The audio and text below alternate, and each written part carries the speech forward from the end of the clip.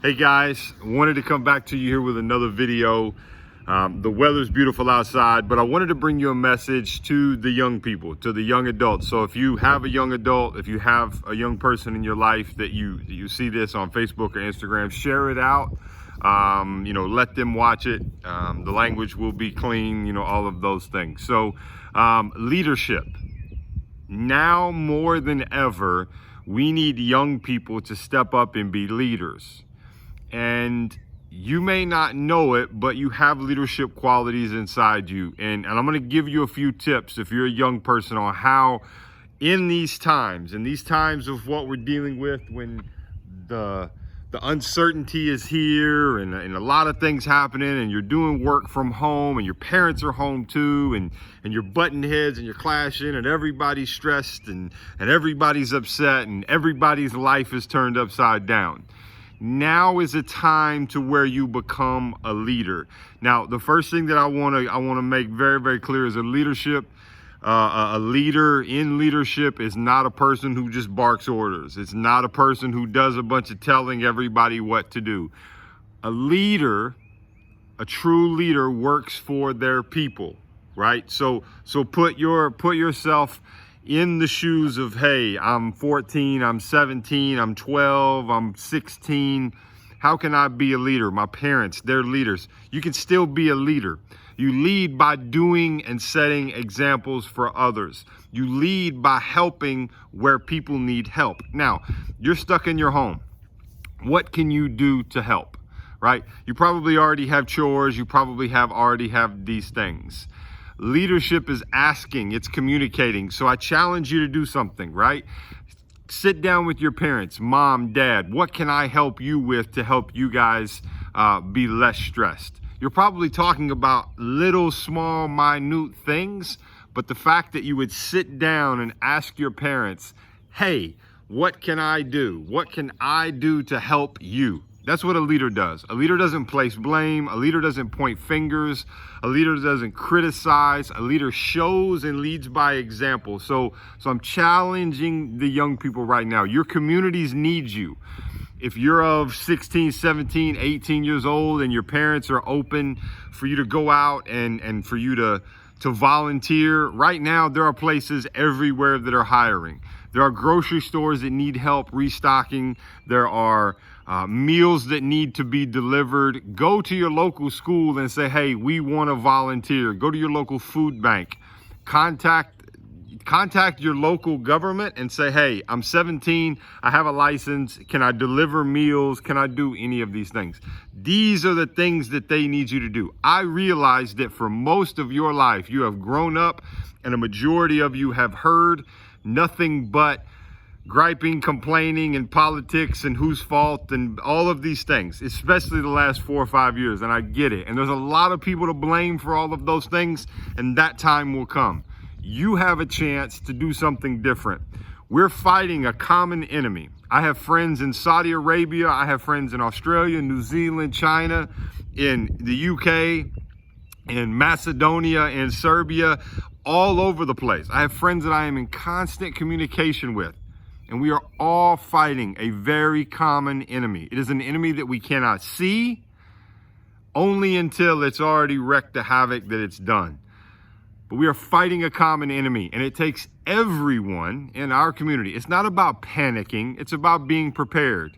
You can't be any more prepared than you are now. It is here. It is on your doorstep. It is facing you. I don't know. Who knows? We don't know. Right now, the next 2 weeks, we're not going to know who has it and who doesn't. But as a young adult, you can do your part. As a young adult, you can help. You can go around and help make sure that your neighbors, if you have elderly neighbors, make sure their trash gets taken to the front, to the road, right? You can go through and pick up people's mail and drop it on their front doorstep if you have elderly in your community. You can ask, you can talk through the door and say, hey, is there anything that you need? I saw a really, really good example from a friend of mine, the Castaneer family, and they had a slip and it said, and it had all their information. It says, if you need something, and they went around and they left them on the doorsteps. That's what we can do as young people. As young people, you guys are massively resilient and massively powerful. Now is the time for you guys to show the community, show the people that that's who you are. I believe in you. I believe in you. It's why I've dedicated my life. It's why my life moving forward is to help motivate, educate, and help you guys in any possible way. I know what it's like to struggle. Listen, you may not even have food at your house. You would be surprised when you go out and you serve others what comes back to you, right? So go out, give what you can give, do what you can do, and be a leader. I'm challenging you to be a leader. Now, listen, I'm going to go on a rant. You cannot have any more important and powerful skill in 2020 and moving forward than leadership and the ability to take charge and make decisions. You can't. I don't care what your education is. I don't care how much money you have. None of that matters. What matters is, can you take charge and can you do? Be a doer. There are a billion things you can be doing right now. Unify, connect, communicate, do all of these different things that you can do. Have your neighborhoods get together. Go donate gas. Go donate food. Go do whatever it is that you can do in the confines of what you're allowed to do. If you're still at home or if you've just graduated, do everything. What else is there to do? There's nothing else to do other than give and help. So I'm challenging young people. Do something to help others.